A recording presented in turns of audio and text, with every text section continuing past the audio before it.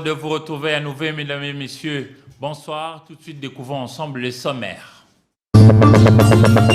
La paix dans l'Est de la République démocratique du Congo. Les pourparlers ont repris lundi 28 novembre pour se clôturer le 3 décembre 2022. Au nombre de groupes armés, il y a eu des ajouts, mais il faut relever que le M23 n'y sont pas représentés.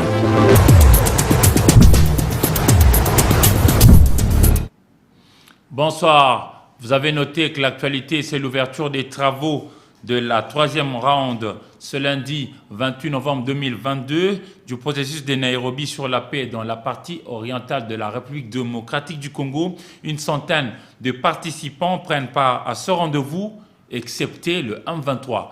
Hervé Landry Ngoy. Le troisième round de pourparlers de paix dans le cadre du processus de Nairobi a été ouvert ce lundi 28 novembre 2022 au Kenya. Le président rwandais Paul Kagame a pour sa part félicité la communauté de l'Afrique de l'Est pour sa réponse rapide dans la recherche de la paix à l'Est de la République démocratique du Congo. En sa qualité de président en exercice de la communauté de l'Afrique de l'Est, le président du Burundi, Evariste Ndayishimiye, hôte des pourparlers, a dans son adresse donné des conseils aux délégations présentes à Nairobi. C'est dans cet ordre que je souhaite vous demander d'aborder les échanges avec un esprit ouvert, flexible et fraternel. Travaillez en ayant à l'esprit que personne d'autre ne viendra bâtir la paix chez vous en RDC. Le président William Ruto du Kenya, les facilitateurs désignés Uhuru Kenyatta ainsi que le mandataire spécial du président de la République Félix Tshisekedi, Serge Tshibangou, ont assisté à cette cérémonie d'ouverture. Une centaine de participants prennent part à ce troisième round de pourparlers intercongolais, dont une cinquantaine de délégués des groupes armés venus de l'Ituri, Nord Kivu, Sud Kivu, Tanganyika, ainsi que les représentants de la société civile de ces provinces. Aux participants des derniers pourparlers d'avril 2022 à Nairobi 2, se sont ajoutés d'autres groupes armés locaux basés en Ituri, notamment le FRPI, la Codeco, les FPIC. Tous ces groupes se sont montrés favorables à la décision d'une cessation immédiate des hostilités en vue d'une réinsertion sociale dans le cadre du PDD-RCS. Pour cette journée inaugurale, la facilitation a prévu un module de rappel de différentes recommandations issues de Nairobi 1 et Nairobi 2. Suivant le programme provisoire, le pourparler débuté ce lundi devrait se terminer le 3 décembre prochain. Parlons de l'installation du comité Moamba de la fondation Fils Makanzu dimanche 27 novembre 2022 au quartier Rigini. Nous sommes dans la commune de Lemba ici à Kinshasa par le président fondateur et administrateur général de la FOMAC, le professeur Dr Fils Makanzu. L'essentiel de cette rencontre avec Africa Mujinga et Selim Bayab. En vue de redynamiser les activités de la Fondation Makanzu dans la circonscription de Moamba, Kinshasa, le président fondateur et administrateur général de cet établissement d'utilité publique à caractère social et philanthropique en RDC, le professeur Dr Fils Makanzu Imwangana, a procédé à l'installation du comité Moamba le dimanche 27 novembre 2022. Partant de son objectif primordial, celui de favoriser les initiatives privées et publiques pour l'intérêt général dans tous les secteurs nationaux et internationaux, le coordonnateur de la FOMAC énumère quelques projets de développement de la Fondation pour répondre aux problèmes sociaux des Congolais. Le président fondateur de la Fondation FOMAC nous a installé en tant que coordination. Nous allons pouvoir travailler pour atteindre l'objectif du suivi. C'est un peu ça. Moi j'avais dit au départ aussi c'est un travail de longue haleine de planter la fondation. Mais en tant que coordonnateur de mon équipe, nous allons travailler de manière à ce que nous puissions planter la fondation partout la République démocratique du Congo. Quelle est la particularité de la Fondation Makanzu? Nous sommes attelés au niveau du développement. Qui dit développement, c'est-à-dire que nous avons des ambitions dans le domaine agro-pastoral. Il y a des jeunes gens qui veulent peut-être investir là-bas dans le pisciculture. Vous avez peut-être des projets pour élever les poissons, mais vous n'avez pas de l'argent. Venez ici, nous allons essayer un peu de voir comment miser pour réaliser peut-être des projets sans problème. Situé au numéro 44 de l'avenue Kwilu, au quartier Livulu, dans la commune d'Elemba, la fondation Makanzu a été créée le 22 mai 2022 et se prépare pour sa sortie officielle d'ici la fin de l'année.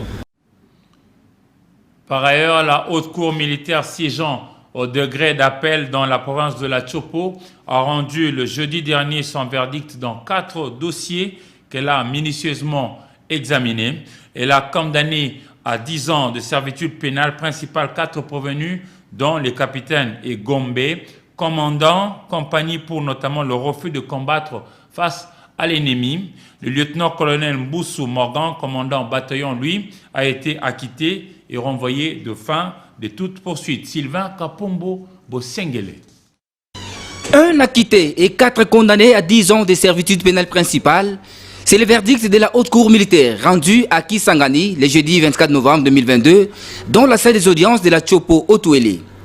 C'est à travers 4 arrêts distincts que cette haute juridiction militaire de la République démocratique du Congo s'est prononcée, notamment dans les dossiers inscrits sous RPA numéro 224/22, mettant en cause l'auditeur général des FRDC ministère public, Major Mutunga, l'adjudant des premières classes à Nangue et les premiers sergents Kabamba Malolo.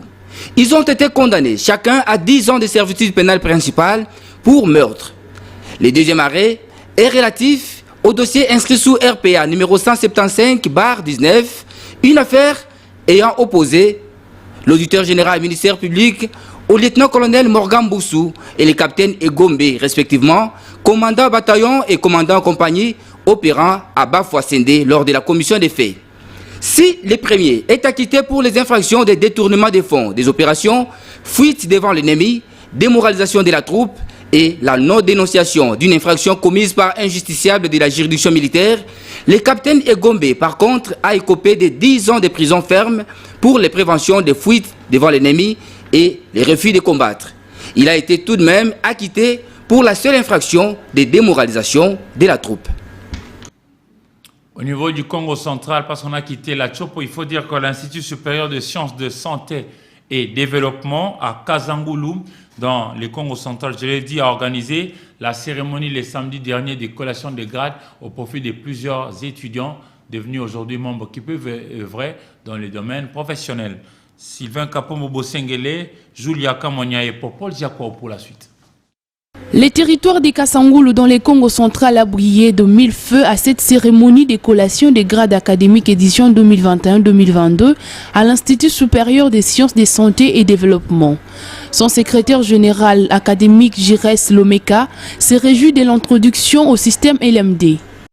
L'ISSD Kasangulu offre une formation de très bon niveau, de très haut niveau, et nous sommes dans le système LMD depuis 3 ans. Et pendant que le ministère de l'enseignement supérieur lançait le système LMD pour toutes les institutions, nous avions déjà anticipé parce qu'on l'avait débité depuis des années avant. Et d'ailleurs, cette promotion sera collée en tant que L3 du système LMD, licencié du système LMD. Pour le directeur général des bottes Doué-Melomeka, l'ISSD permet aux récipiendaires de créer les emplois. On sort de l'ISSD comme gagnant, c'est-à-dire diplômé de premier cycle ou de deuxième cycle, on tourne directement les taux au chômage. Les formations données par l'ISSD donnent aux récipiendaires la capacité de créer les entreprises ou simplement les emplois. Pour donner à Kasangulu et aux générations futures ce qu'ils attendent de nous, à savoir le développement intégral de ces milieux. La cérémonie s'est clôturée par la remise des diplômes aux lauréats. Pour rappel, l'Institut supérieur des sciences de santé et développement procède au système LMD avec 4 options et plusieurs sous-branches, à savoir licence en sciences de santé, licence en management, licence en théologie et enfin master. À la même occasion, les lauréats en biologie médicale, en sage-femme, sociaux généraux et pédiatrie ont symboliquement prêté serment en présence des Madame chef du territoire des Kasangulu représentées. À partir du 1er décembre 2022, l'Église communauté des assemblées chrétiennes d'Israël, CACI ou CACI en sigle, démarre ce 21 jours de jeûne et prière comme Ces moments de prière qui va s'étendre jusqu'au 21 décembre 2022 visent à préparer les fidèles de cette communauté à entrer de plein pied dans la nouvelle année qui s'annonce déjà, c'est-à-dire 2023. Polydor Ngaziami pour la suite. La fin de l'année 2022, c'est dans moins de 40 jours. Et pour la communauté des assemblées chrétiennes d'Israël, Kassi, c'est le moment de se préparer à traverser le pont qui mène vers la nouvelle année. Voilà qui justifie l'organisation de 21 jours de jeûne et prières par cette église située au numéro 105 de l'avenue Ingende, dans la commune d'Ngiringiri et conduite par le révérend pasteur Bigas Malao. Cette activité de haute intensité spirituelle se déroulera autour du thème « Cette fois encore, exauce-moi ». Les thèmes que nous allons exploiter pendant les 21 jours, c'est « Cette fois encore, exauce-moi ». Donc c'est une sorte de prière que nous adressons à Dieu parce que nous avons beaucoup prié, mais nous croyons qu'on ne se décourage pas, comme la Bible dit, prier sans cesse. Et cette fois, nous demandons à Dieu que cette fois encore, qu'il nous écoute, qu'il nous exauce. Donc, nous sommes là pendant 21 jours, à partir de ce jeudi, 17h à 19h30, Ingende 105. Nous invitons donc d'être nombreux avec nous dans ce moment de prière, et Dieu va nous écouter et il va nous exaucer. Ce moment de jeûne et prière n'est pas seulement destiné aux fidèles de l'église Kassi. Tout chrétien peut rejoindre la communauté et vivre ensemble avec elle les merveilles de Dieu qui bénit et exauce quand et comme il veut, en toute souveraineté. Le rendez-vous, c'est donc dans 3 jours. Dans 72 heures exactement, la 28e édition du championnat de la Ligue nationale de football s'est jouée dimanche 28 novembre dans plusieurs stades de la République démocratique du Congo. Et ici, on fait le point avec Patrick Borel-Moukendi qui nous en dit plus. La 28e édition du championnat national de la Ligue nationale de football s'est poursuivie dans quelques provinces de la RDC. À Kamalondo, le Corbeau de Tepe Mazembe ont eu raison de leur petit frère de Don Bosco sous le score de 3-1. Une victoire qui positionne Mazembe à la 3e place avec 14 points pour 6 matchs et les Salésiens restent 9e avec 10 points. À Kolwezi, au stade Dominique Dur, le Cheminot de Saint-Olo-Lopopo, 7e et 10 points en 5 matchs sont tombés devant Simba.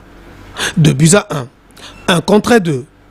À Kinshasa, précisément au stade des Martyrs, le promu Céleste qui réalise un 2 XXL avec ses 14 points en 7 rencontres a surpris Kouya Dejano Binanou qui réalise un mauvais début de championnat avec 6 points en 7 sorties et les Immaculés d'Anclomoto Pembe, 4 nuls en 5 matchs ont fait jeu égal d'un but partout avec les Kambele de Maniema Ino de Kindu. 2e au classement avec 16 points en 6 matchs.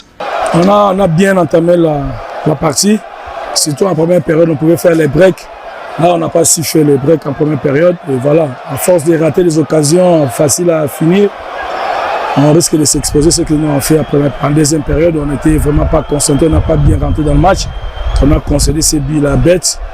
Et voilà, après on s'est ressaisi, on a joué, on a essayé, mais bon, on n'avait pas la chance. Le jeu a tapé en montant et la barre. Donc voilà, on prend un point, on est content de ça. On va se remobiliser déjà dès ce soir parce que mercredi, on a encore un match qui s'annonce encore difficile contre Céleste. Donc voilà, on est content. On prouve qu'on ne perd pas à Kinshasa. On ne va pas jouer des rencontres à la fois. Bien évidemment, il y a un match mercredi. C'est ces matchs-là qu'on va concentrer, on va mettre nos forces. On va se remobiliser, mais on n'a pas le temps de se reposer. Il faut se remettre dès demain matin au travail déjà pour essayer un peu. C'est vrai, on a gagné. On a fait un match moyen, vraiment moyen. Un très bon résultat, c'est vrai, mais match moyen. Nous avons beaucoup à faire parce que commençons à remarquer que nos joueurs commencent à pêcher par un peu de légèreté. Nous bénissons Dieu, nous bénissons vraiment Dieu. Tu as dit la vérité, nous ne cherchons pas à être champions. Nous jouons pour nous maintenir. Mais nous avons une décision, nous sommes décidés vraiment de jouer la Coupe du Congo. Maniema Union croisera dimanche Vita Club de Kinshasa avec l'ambition de continuer sa belle série de prestations de la capitale. Sport encore, il faut dire que l'adhésion de la Fédération congolaise de rugby FECO Rugby au sein de World Rugby permettra désormais aux équipes nationales de la République démocratique du Congo de participer au championnat au niveau mondial. C'est l'essentiel de la réunion qui a été tenue récemment. Dans le détail, vous sont donnés par Ndei Lambouchi et Africa Mujinga dans ces reportages.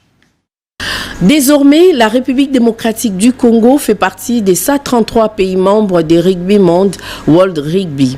En effet, la Fédération congolaise des rugby, FECO Rugby, a annoncé officiellement cette nouvelle adhésion dans la famille de l'Ovalie mondiale au cours d'une réunion du comité élargi tenue le samedi 26 novembre 2022 au siège de cette structure située sur l'avenue Flambeau dans la commune de la Gombe. Le premier vice-président de la FECO Rugby, Amédée Moussini Mbakala, pense que cette adhésion permettra à la RDC de participer aux compétitions des rugby monde.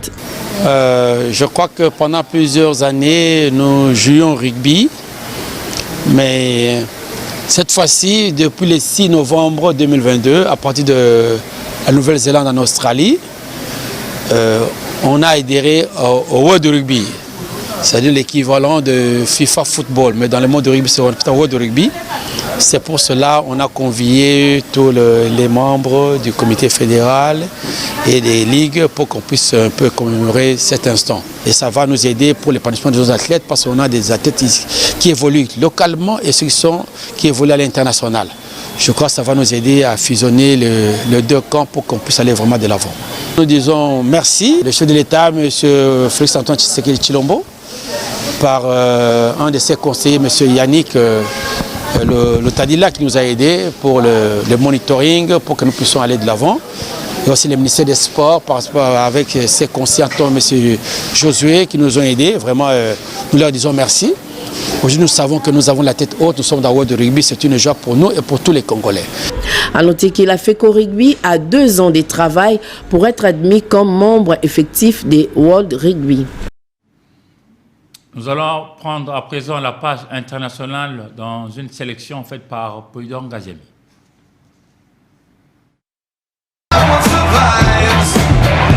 Elon Musk rachète enfin Twitter. L'oiseau est libéré, a tweeté le patron de Tesla et homme le plus riche au monde après avoir pris le contrôle de la plateforme pour 44 milliards de dollars. Un rachat qui intervient après de nombreux rebondissements. Offre de rachat initiale acceptée à contre-cœur par les dirigeants de Twitter, puis volte-face d'Elon Musk qui évite finalement un procès en faisant l'acquisition du réseau social. Dans un communiqué, le multimilliardaire américain dit vouloir aider l'humanité et permettre à toutes les opinions de s'exprimer librement. Sa volonté d'assouplir la modération de contenu inquiète bon nombre d'ONG à l'heure où les propos haineux, le harcèlement et la désinformation fleurissent sur les réseaux sociaux. Le nouveau patron de Twitter a déjà ouvert la porte à un retour de Donald Trump sur la plateforme et mis à la porte l'ancienne direction du groupe. De nombreux salariés pourraient également être licenciés ou quitter le petit oiseau bleu volontairement. Sera probablement la plus dangereuse, la plus imprévisible et en même temps la plus importante depuis la fin de la Seconde Guerre mondiale. Aux yeux de Vladimir Poutine, l'Occident essaie désespérément de diriger le monde et la plupart des peuples ne peut l'accepter. À tout cela s'ajoute la destruction des gazoducs européens. Cela dépasse l'entendement, mais néanmoins, nous sommes témoins de ces tristes événements. Le pouvoir sur le monde est exactement ce que soi-disant l'Occident a misé dans son jeu, mais ce jeu est certainement dangereux, sanglant et je dirais sale.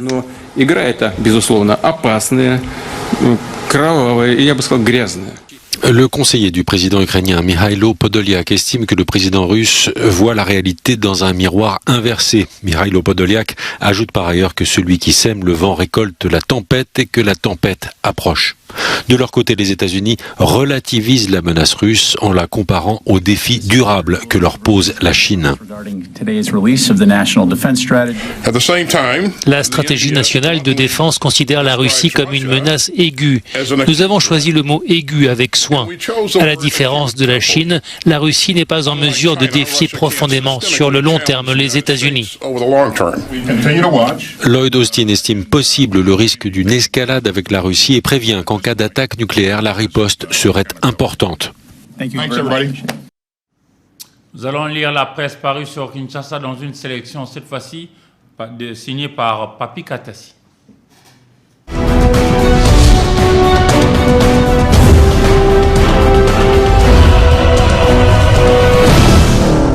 Mesdames et messieurs, ouvrons la revue de presse de ce lundi 28 novembre 2022 par cette nouvelle Made in le potentiel, les quotidiens d'information générale qui titre présidentielle du 20 décembre 2023 des contraintes en embuscade. À lire dans les colonnes de notre confrère, ça va vite du côté de la Commission électorale nationale indépendante CENI qui a rendu public depuis le samedi 26 novembre à Kinshasa le calendrier électoral assorti des grandes lignes. Et l'on note, les rendez-vous très attendus pour tous les Congolais, c'est celui de l'élection présidentielle, celle-ci est fixée au 20 décembre 2023. Notre confrère poursuit, mais pour y arriver, le président de la santé électorale, Denis Kadima, a prévenu sur des contraintes mieux et des défis à relever qui, à défaut, risquent d'influencer négativement sur l'exécution du calendrier électoral. Il s'agit là, en effet, de contraintes en embuscade qui portent autant sur le financement du processus tenant compte du respect des délais de décaissement des fonds des opérations que sur la sécurité, avec notamment l'insécurité dans l'Est et les conflits intercommunautaires à travers la République. Toujours processus électoral, calendrier électoral, Denis Kadima annonce la présidentielle pour le 20 décembre 2023, titre le quotidien d'information générale Forum des Assos. Faisant allusion à la dernière déclaration du Nouvel Élan, parti politique cher Adolphe Muzito Mfumumba, Premier ministre honoraire, dans une déclaration lui à la presse samedi 26 novembre, le jour même de la publication du calendrier électoral, le Nouvel Élan, parti politique cher à l'ancien Premier ministre Muzito, juge ses chronogrammes irréalistes et ne lui inspire pas confiance. Pour le Nouvel Élan, les bureaux de la CENI composés de délégués de l'Union Sacrée et du FCC est en train de planifier une vaste tricherie en répartissant des délégués dans les circonscriptions électorales de toutes les provinces de la RDC.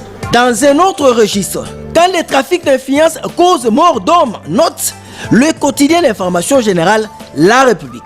Si la justice élève une nation, la RDC fait le nivellement par les bas dans ces domaines. Les pays semblent poursuivis par un signe indien. La corruption et le trafic d'influence collent à la peau de ces grands pays malgré le changement des régimes. Conclusion d'une enquête de la société civile sur l'affaire Katumbi Beveragi qui va du dramatique au tragique.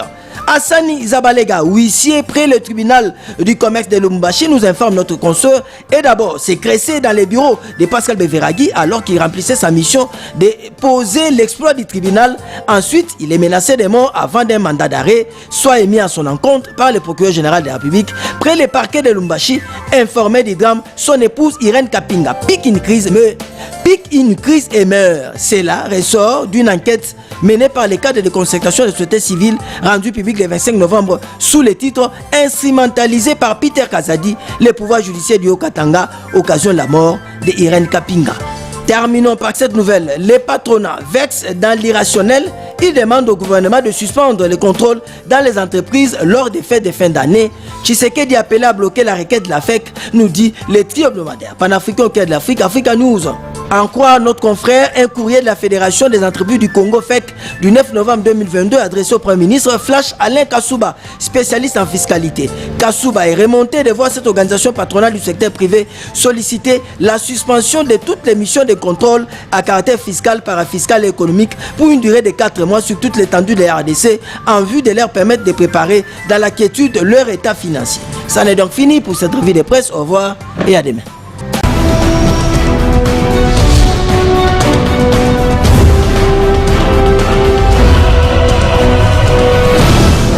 Au Congo-Kinshasa, nous n'avons pas un problème de talent, il y en a à foison. Le problème, c'est plutôt ce que nous en faisons.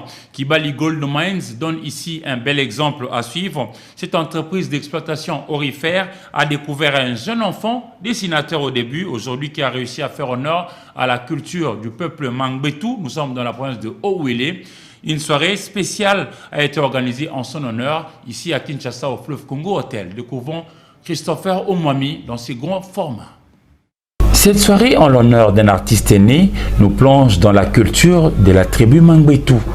Les politiques peuvent aider, mais Kibali Gold Mines, entreprise d'exploitation aurifère, a fait resplendir un talent autrefois caché, mais aujourd'hui mis en relief. Vous savez ce que Kibali a fait ce soir sort de l'ordinaire. Pourquoi je dis que ça sort de l'ordinaire? C'est parce que tous mes collègues honorables qui sont dans cette salle, nous aussi nous prenons le D6 de diverses chefferies ou secteurs, nous les envoyons aux études supérieures et universitaires, mais, je parle sous le contrôle de mes collègues, aucun parmi nous n'a pensé envoyer quelqu'un faire les beaux-arts. C'est Kibali seul qui a sait faire ça. Parole d'un élu Mangbetu dans les Hauts-Ouélé. Christopher Omwami a commencé à dessiner à seulement 4 ans, pendant que ses proches n'en voulaient pas. Mais en cachette, ce jeune prodige n'a rien relâché jusqu'à être découvert par Madame Lucie, qui par Kibali Gold Mines a soutenu ses études depuis ces coins excentriques du nord-est de la République démocratique du Congo pour faire éclore ses talents exceptionnels jusqu'à l'Académie des Beaux-Arts à Kinshasa, capitale de la RDC. Effectivement, cette soirée, nous l'avons mise dans ce sens-là d'appréciation des valeurs. L'or, c'est, comme vous l'avez dit, c'est quelque chose de valeur, c'est quelque chose de très important. Tout le monde rêve à avoir l'or, tout le monde rêve à avoir l'or avec soi. Mais nous avons aussi, plus que ça, nous avons dans nos sociétés humaines des personnes qui en soi ont de la valeur. Et cette valeur-là, il faut qu'elle s'exprime. Et généralement, c'est dans la jeunesse que vous trouvez cette valeur. C'est ainsi qu'aujourd'hui, nous avons estimé important d'exprimer cela au travers du programme boursier de Kibali, puisque nous avons observé et constaté qu'un des jeunes boursiers de Kibali a brillé. Il a brillé, il a exposé tous ses talents et vous sentez qu'il n'est pas encore à la fin de ses talents. Christopher Omwami peut se montrer très habile au violon qu'au niveau du piano.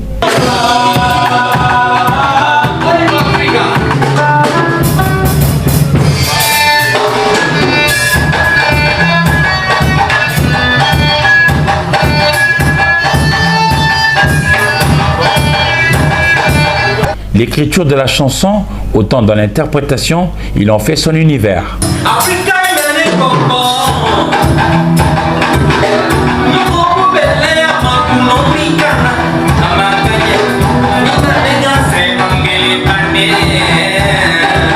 Omwami Christopher est l'incarnation, va-t-on dire, d'une mine d'or humaine dans la peinture. En quelques minutes, ces jeunes Congolais, dont le nom en culture Mbetu signifie « je t'aime », arrivent à arracher l'émerveillement.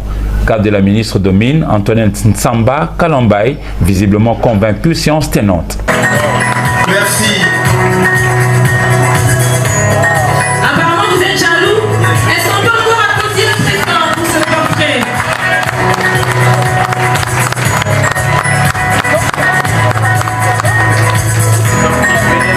Kibali Gold Mines ne saura pas offrir à tout le monde un poste dans sa mine de classe mondiale, mais elle prône une belle approche pour aider chacun à se frayer un chemin de gloire.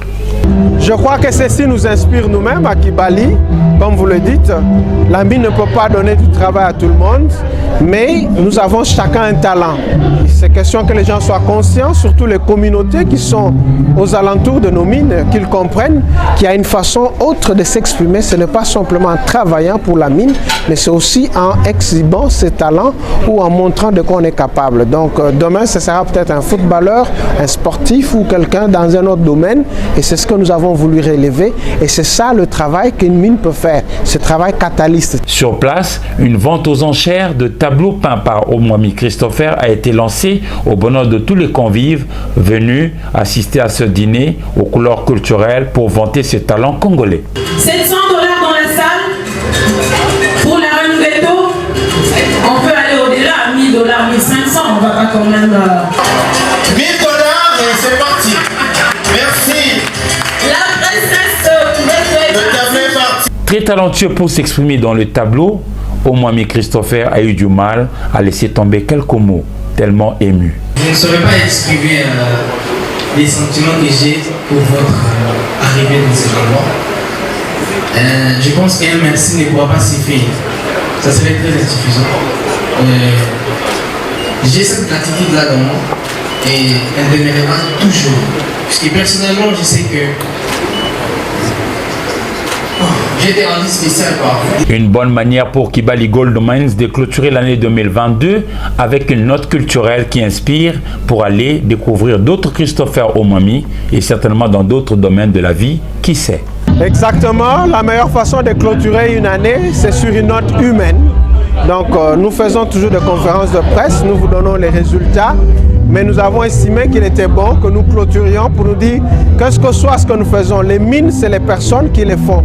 Les mines, elles sont faites par des personnes et ces personnes, il faut les valoriser. Ces personnes, il faut leur donner justement la place qu'il faut dans la société. Ce sont ces ingénieurs qui sont au front, ce sont ces personnes qui nous produisent ce métal beau que nous appelons de l'or. L'entreprise d'exploitation aurifère évoluant à Doko, située dans le territoire de Ouatsa, dans la province de Haut-Ouélé, Kibali Gold Mines, réitère ainsi son engagement à œuvrer toujours pour faire avancer le Grand Congo chaque jour d'un pas positif avec l'accompagnement de tous.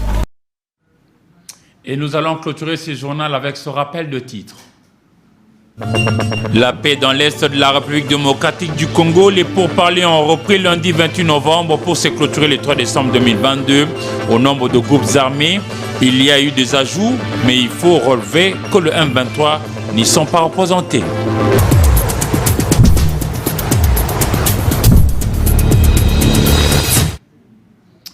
Ce journal est complètement terminé, mesdames et messieurs. Merci à vous de l'avoir suivi et bonne semaine dans vos familles. Au revoir.